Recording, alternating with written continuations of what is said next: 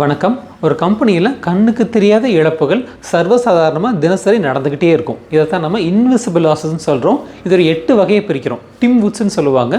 Transport, inventory, motion, waiting time, over processing, over production, defects, கடைசியாக under utilised skills.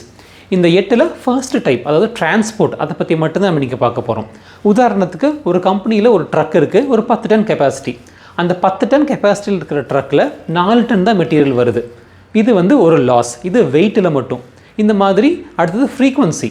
இந்த drug ஒரு முறை மட்டும்தான் வருதா, இல்லை ஒரு மாதத்துக்கு எவ்வளோ முறை வருது?